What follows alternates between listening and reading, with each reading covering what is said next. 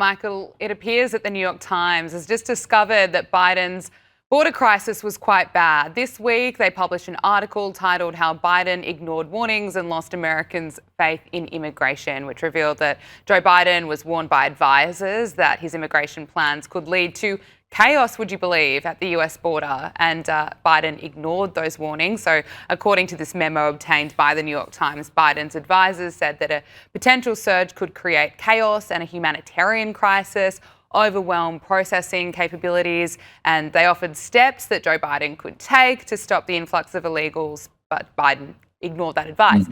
Michael, why is the New York Times writing about this now? I mean, why are they suddenly writing about the crisis at the border now, long after it matters? Because it doesn't matter politically now. You know, the election's over. They were trying to help the Democrats, but to square the circle for history, because they're a newspaper of record, they say, oh, yes, of course, we talked about the border crisis. Well, of course, you know, hello, a year after the election.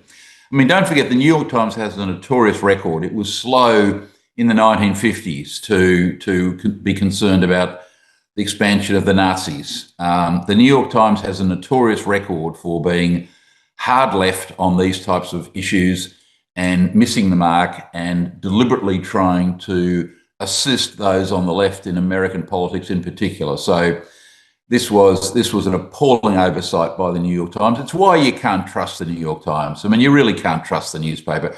They censor news, basically. That's what they do. And when a news organisation like that censors the news because it's harmful to their side. I mean, you look at what's happening in Minnesota now. For years and years, people have been talking about how these frauds have been taking place under that dope Tim Walz. That's you know, the complete dope of a governor. Now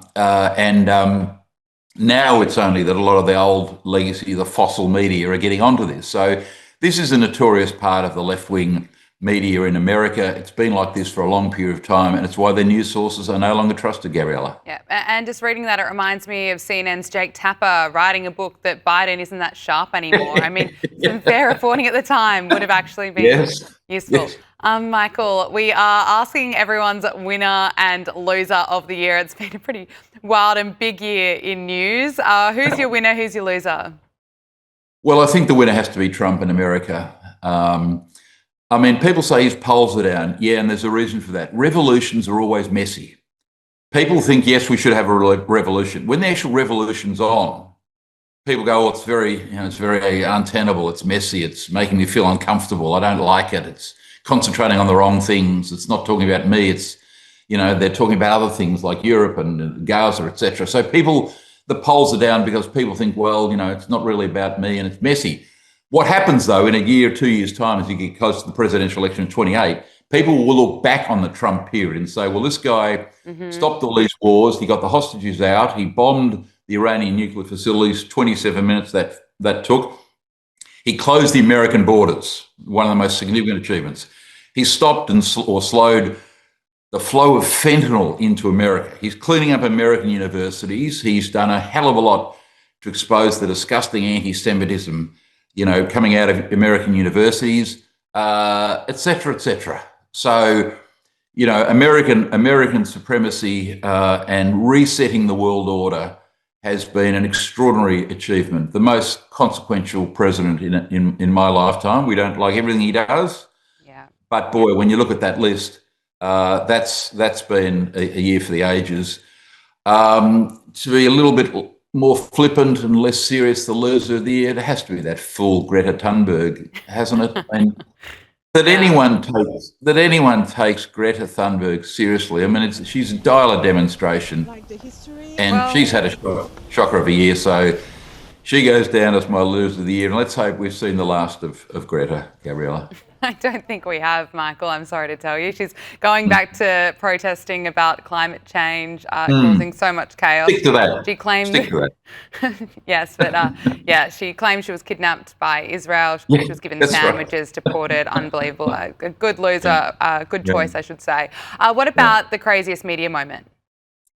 Well, I think that fellow Matthew Dowd put on a disgusting performance after the death of the great Charlie Kirk, when he made those awful comments for which he was sacked basically trying to say, well, really, he deserved it. And Let's take a secondly, listen. We have the grab, Michael. Let's just take a listen you now. do.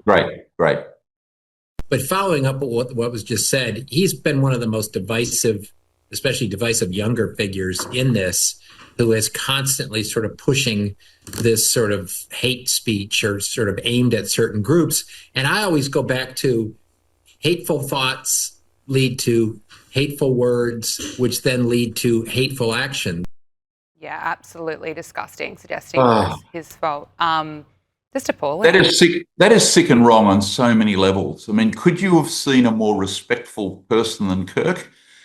I mean, I was at university, as you were many years ago, and the hatred on universities and the abuse, but the way he treated people with extraordinary respect when they got to the microphone in hundreds of those meetings. What's this clown talking about? Hateful language. No, he was entering into a debate with people, and then basically you say, oh, well, it could have been one of his own supporters, just letting off steam. I mean, really? I mean, that type of sicko shouldn't be on television, and thank goodness he was sacked. And let's hope we don't see the like of him again, because that was just a disgusting part of our history, and that clip will be long remembered for all of the wrong reasons. Yeah, no, it was disgusting. Michael, looking ahead, what are the challenges for leaders next year? I think as always, the global economy is a worry. Too many Western governments have such debt levels, it's beyond belief. One of my criticisms of Trump is that, the big beautiful bill is going to take American debt from 36 to 39 trillion US dollars. That's serious money. I mean, sooner or later, Western governments, because there's so much pressure on them to increase defence spending and social services, they're massively increasing their debt. There will be a day of reckoning. So what would be hopeful in the next couple of years is for the OECD to get together, and both the G8, the G20, to basically say, hey, our debt levels are so severe, we can't keep spending money beyond our capacity to properly run our economies. So I think the challenge for the next year and then the year after that is, how do we get governments who've got surplus budgets paying down their debt and living within their means, because they're just leaving. It's not just Trump. Australia's worse. We're just leaving huge deficits, these legacies, which we're leaving for our children and and their children. And it's a shocking legacy we're leaving. And so the focus on international growing debt in Western nations, to me, is right up the top of the list of things that need to be properly examined. Well, speaking of spending money, let's talk about Annika Wells. Just quickly, finally, there are calls for Communications Minister Annika Wells to stand down amid the controversy of her use of taxpayer funds, charging taxpayers $100,000 to attend a 3-day summit in New York, a trip to Thredbo. Michael, should she resign? Well, I think she probably should. I mean, she's not the only person that's done this. But if you look at a list of expenses, I mean, she goes to the tennis, she keeps the Commonwealth driver car waiting for 7 hours. And spends $1,000 whilst the car's waiting outside. I mean, I always look at it this way. Would you spend your own money that way? Would a small businessman or woman spend their money that way? An American farmer, an Australian childcare worker, would you go to the tennis and keep the car waiting? No, but because it's on the taxpayer, and that to me says that there's a mindset of a minister, which is, it's on the public expense. I don't care what it costs. I don't really care.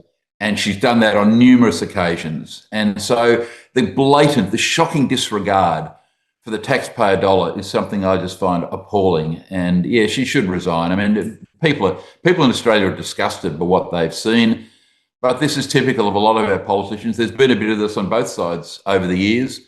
So yeah, she should go, and we can get some proper rules and regulations about ministerial expenditure, because at the minute they're out of control. Michael Kroger, thank you so much for joining us on Power Hour. Really appreciate it. Pleasure.